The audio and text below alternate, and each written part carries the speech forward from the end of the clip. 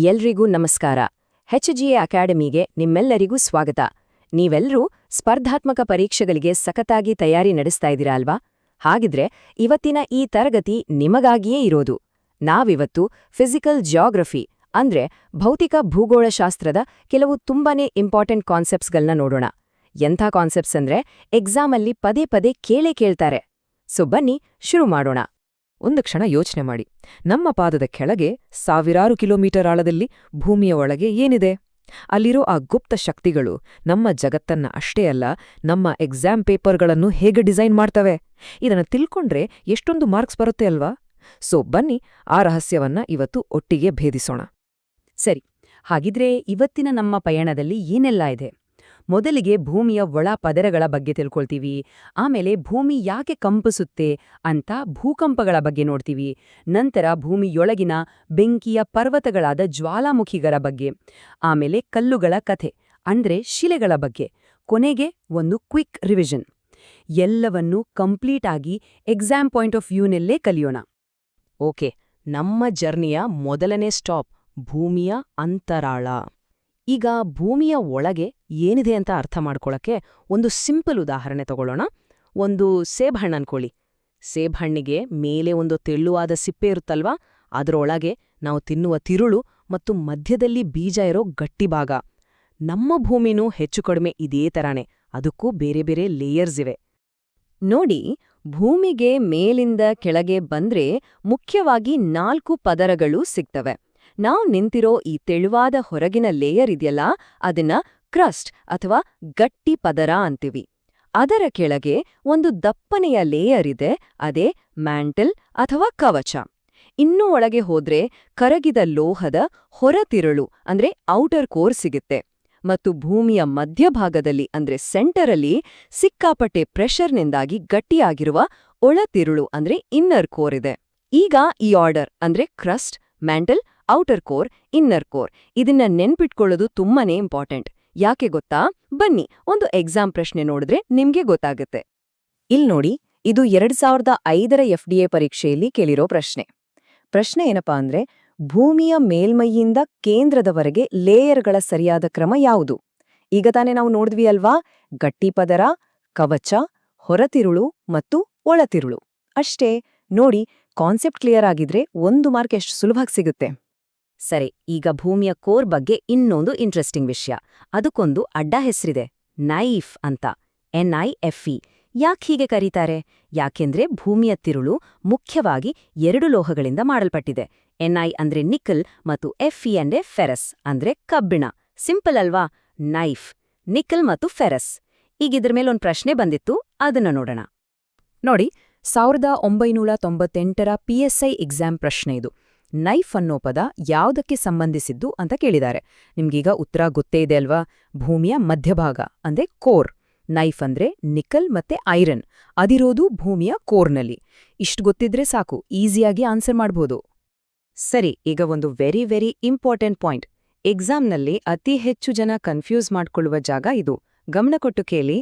ಪ್ರಶ್ನೆ ಹೀಗಿರುತ್ತೆ, ಭೂಮಿಯ ಕ್ರಸ್ಟ್ನಲ್ಲಿ ಅಂದ್ರೆ ಮೇಲ್ಪದರದಲ್ಲಿ ಅತಿ ಹೆಚ್ಚು ಇರುವ ಮೂಲವಸ್ತು ಯಾವುದು ಮತ್ತು ಅತಿ ಹೆಚ್ಚು ಇರುವ ಲೋಹ ಯಾವುದು? ನೋಡಿ, ಮೂಲವಸ್ತು ಅಂದ್ರೆ ಎಲಿಮೆಂಟ್, ಲೋಹ ಅಂದ್ರೆ ಮೆಟಲ್. 2 ಒಂದೇ ಅಲ್ಲ. ಪ್ರಶ್ನೆಯನ್ನ ಸರಿಯಾಗಿ ಓದಿಲ್ಲ ಅಂದ್ರೆ 1 ಮಾರ್ಕ್ ಹೋಗೇ ಹೋಯ್ತು.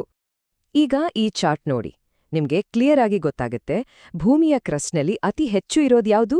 ನೋಡಿ, ಅಲ್ಲೇ ಇದೆ, ಆಕ್ಸಿಜನ್, ಸುಮಾರು 47%. ಅದರ ನಂತರ ಸಿಲಿಕಾನ್, ಆಮೇಲೆ ಅಲ್ಯೂಮಿನಿಯಂ. ಹಾಗಾಗಿ ಪ್ರಶ್ನೆಯಲ್ಲಿ ಅತಿ ಹೆಚ್ಚು ಇರೋ ಮೂಲವಸ್ತು ಯಾವುದು ಅಂತ ಕೇಳಿದ್ರೆ ನಮ್ಮ ಉತ್ತರ ಏನಾಗಿರ್ಬೇಕು? Correct, oxygen. ಈ ಒಂದೇ ಒಂದು ಸಣ್ಣ ಕಾನ್ಸೆಪ್ಟ್ ಮೇಲೆ ಎಷ್ಟು ಸಾರಿ ಬೇರೆ ಬೇರೆ ಎಕ್ಸಾಮ್ಸ್ನಲ್ಲಿ ಪ್ರಶ್ನೆ ಕೇಳಿದ್ದಾರೆ ಅಂತ ನೋಡಿ. 2017 PC ಎಕ್ಸಾಮ್ನಲ್ಲಿ ಅತಿ ಹೆಚ್ಚು ಇರೋ ಮೂಲವಸ್ತು ಯಾವುದು ಅಂತ ಕೇಳಿದ್ರು, ಉತ್ತರ ಆಕ್ಸಿಜನ್. ಆದ್ರೆ 2022 ESI ಮತ್ತೆ 2023 KEA KR ಐಡಿಯಲ್ ಎಕ್ಸಾಮ್ನಲ್ಲಿ ಅತಿ ಹೆಚ್ಚು ಇರೋ ಲೋಹ ಯಾವುದು ಅಂತ ಕೇಳಿದ್ರು, ಆಗ ಉತ್ತರ ಅಲ್ಯೂಮಿನಿಯಂ. ನೋಡಿದ್ರಾ ವ್ಯತ್ಯಾಸ? ಎಲಿಮೆಂಟ್ ಕೇಳಿದ್ರೆ ಆಕ್ಸಿಜನ್, ಮೆಟಲ್ ಕೇಳಿದ್ರೆ ಅಲ್ಯೂಮಿನಿಯಂ. ಈ ಒಂದು ಪಾಯಿಂಟ್ ನಿಮ್ಮ ರಿಸಲ್ಟನ್ನೇ ಚೇಂಜ್ ಮಾಡ್ಬೋದು, ಹುಷಾರಾಗಿರಿ. ಓಕೆ, ಭೂಮಿಯ ಒಳಗೆ ಏನೇನಿದೆ ಅಂತ ನೋಡ್ವಿ. ಈಗ ಆ ಒಳಗಿನ ಶಕ್ತಿಗಳು ಸುಮ್ನೆ ಕೂತಿರಲ್ಲ, ಅವು ಹೊರಗಡೆ ತಮ್ಮ ಪ್ರಭಾವವನ್ನ ತೋರಿಸ್ತವೆ. ಅದರ ಬೆಸ್ಟ್ ಎಕ್ಸಾಂಪಲ್ ಅಂದ್ರೆ ಭೂಕಂಪಗಳು. ಸೊ ನಮ್ಮ ಮುಂದಿನ ಟಾಪಿಕ್ ಭೂಕಂಪ. ಭೂಕಂಪ ಅಂದಾಗ ಫೋಕಸ್ ಅಂದ್ರೇನು, ಎಪಿಸೆಂಟರ್ ಅಂದ್ರೇನು, ಅದನ್ನ ಹೇಗೆ ಅಳೀತಾರೆ, ಇದೆಲ್ಲವನ್ನೂ ಪರ್ಫೆಕ್ಟ್ ಆಗಿ ಅರ್ಥ ಮಾಡ್ಕೊಳ್ಳೋಣ. ಇಲ್ಲಿ 2 ಪದಗಳನ್ನ ನೀವು ಯಾವತ್ತೂ ಮರಿಬಾರ್ದು. ಒಂದು ಫೋಕಸ್, ಇನ್ನೊಂದು ಎಪಿಸೆಂಟರ್. ಫೋಕಸ್ ಅಂದ್ರೆ ಸಿಂಪಲ್, ಭೂಮಿಯ ಒಳಗೆ ಎಲ್ಲಿ ಭೂಕಂಪ ಶುರುವಾಗುತ್ತೋ ಆ ಪಾಯಿಂಟ್. ಅದೇ ಎಪಿಸೆಂಟರ್ ಅಂದ್ರೆ ಆ ಫೋಕಸ್ನ ನೇರಕ್ಕೆ ಭೂಮಿಯ ಹೊರಗೆ ಅಂದ್ರೆ ಸರ್ಫೇಸ್ ಮೇಲಿರೋ point. So focus inside, epicentre outside. ಇಷ್ಟ್ ನೆನ್ಪಿಟ್ಕೊಂಡ್ರೆ ಸಾಕು. ಈಗ ನೋಡಿ ಎಕ್ಸಾಮ್ನಲ್ಲಿ ಹೇಗೆ ಕೇಳ್ತಾರೆ ಅಂತ. 2010 ಮತ್ತು 2014ರ ಪರೀಕ್ಷೆಗಳಲ್ಲಿ ಕೇಳಿದ್ರು, ಭೂಕಂಪ ಶುರುವಾಗೋ ಪಾಯಿಂಟ್ ಯಾವುದು? ಉತ್ತರ ಏನ್ ಹೇಳಿ? Correct, focus.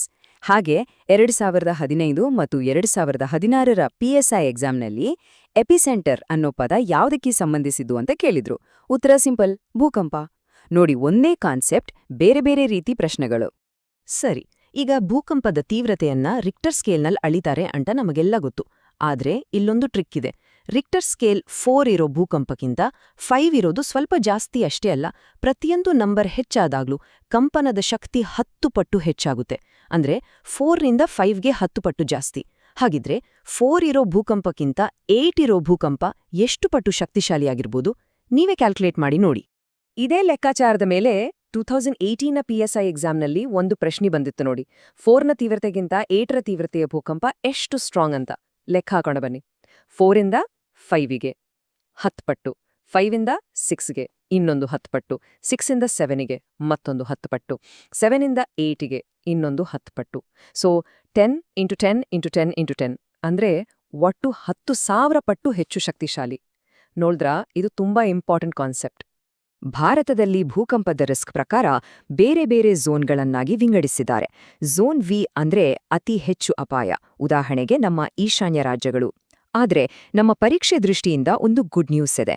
ನಮ್ಮ ಕರ್ನಾಟಕ, ಅದರಲ್ಲೂ ಹೆಚ್ಚಿನ ಭಾಗ ಝೋನ್ 2ರಲ್ಲಿ ಬರುತ್ತೆ, ಅಂದ್ರೆ ಅತಿ ಕಡಿಮೆ ಅಪಾಯದ ವಲಯ. ಹಾಗಾಗಿ ಭೂಕಂಪದ ವಿಷಯದಲ್ಲಿ ಕರ್ನಾಟಕ ಸೇಫೆಸ್ಟ್ ಸ್ಟೇಟ್ಗಳಲ್ಲಿ ಒಂದು. ಇದನ್ನೆನ್ಪಿಟ್ಕೊಳ್ಳಿ. ಸರಿ, ಭೂಮಿಯ ಒಳಗಿನ ಹೀಟ್ ಮತ್ತು ಪ್ರೆಷರ್ನಿಂದ ಭೂಕಂಪ ಆಗುತ್ತೆ ಅಂತ ನೋಡಿದ್ವಿ. ಅದೇ ಹೀಟ್ ಮತ್ತು ಪ್ರೆಷರ್ ಇನ್ನೊಂದು ರೂಪದಲ್ಲಿ ಹೊರಗ್ಬರುತ್ತೆ, ಅದೇ ಜ್ವಾಲಾಮುಖಿ. ಸೊ ನಮ್ಮ 3ನೇ ಟಾಪಿಕ್ ಜ್ವಾಲಾಮುಖಿಗಳು. ಬನ್ನಿ ಇದ್ರ ಬಗ್ಗೆ ಎಕ್ಸಾಮ್ಗೆ ಬೇಕಾದ ಪಾಯಿಂಟ್ಸ್ನ ತಿಳ್ಕೊಳ್ಳೋಣ. ಭಾರತಕ್ಕೆ ಸಂಬಂಧಪಟ್ಟ ಹಾಗೆ ಜ್ವಾಲಾಮುಖಿ ಬಗ್ಗೆ ಒಂದು ಪ್ರಶ್ನೆ ಮತ್ತೆ ಮತ್ತೆ ಎಕ್ಸಾಮ್ನಲ್ಲಿ ಬರುತ್ತೆ. ಅದೇನೆಂದರೆ, ಭಾರತದಲ್ಲಿರುವ ಒಂದೇ ಒಂದು ಆಕ್ಟಿವ್ ವೋಲ್ಕ್ಯಾನೋ ಯಾವುದು? ಉತ್ತರ ಬಂದು ಅಂಡಮಾನ್ ಮತ್ತು ನಿಕೋಬಾರ್ ದ್ವೀಪದಲ್ಲಿರುವ ಬ್ಯಾರೆನ್ ಐಲ್ಯಾಂಡ್. ನೋಡಿ, ಈ ಪ್ರಶ್ನೆ PSI, DSI, RSI, PC ಅಂತ ಎಷ್ಟೊಂದು ಎಕ್ಸಾಮ್ನಲ್ಲಿ ರಿಪೀಟ್ ಆಗಿದೆ. ಸೊ ಇದು ಮೋಸ್ಟ್ ಇಂಪಾರ್ಟೆಂಟ್. ಕೆಲವು ಸಾರಿ ಎಕ್ಸಾಮ್ನಲ್ಲಿ ಟ್ರಿಕ್ಕಿ ಅಥವಾ ತಪ್ಪಾದ ಪ್ರಶ್ನೆಗಳು ಬರ್ತವೆ. ಇಲ್ಲೊಂದು ಉದಾಹರಣೆ ನೋಡಿ.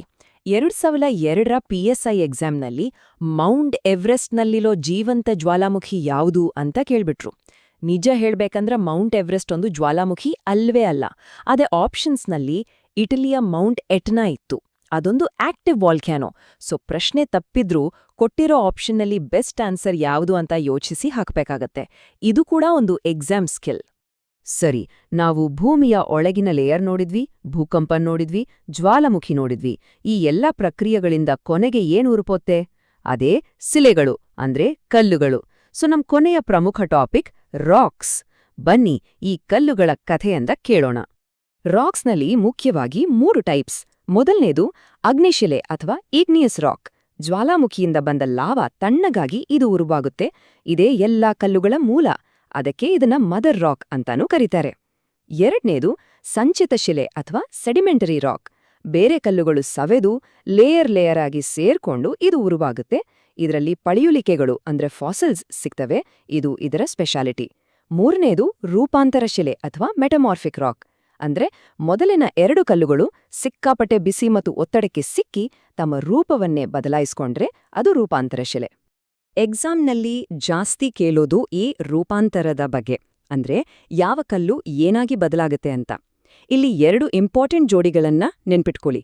ಒಂದು ಸುಣ್ಣಕಲ್ಲು ಅಂದ್ರೆ ಲೈಮ್ಸ್ಟೋನ್, ಇದು ಬದಲಾಗಿ ಅಮೃತಶಿಲೆ ಅಂದ್ರೆ ಮಾರ್ಬಲ್ ಆಗುತ್ತೆ.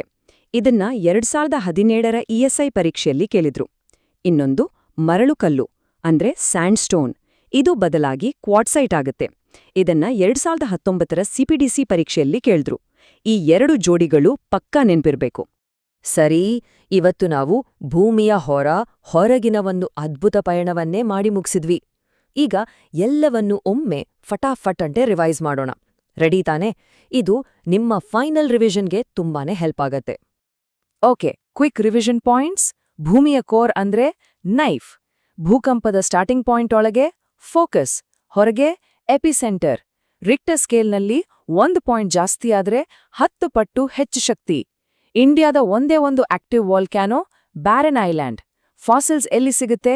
Sedimentary rocks. ಲೈಮ್ಸ್ಟೋನ್ ಏನಾಗುತ್ತೆ? ಮಾರ್ಬಲ್. ಇಷ್ಟು ಪಾಯಿಂಟ್ಸ್ ನಿಮ್ ತಲೆಯಲ್ಲಿ ಪಕ್ಕಾ ಕೂತಿರ್ಬೇಕು.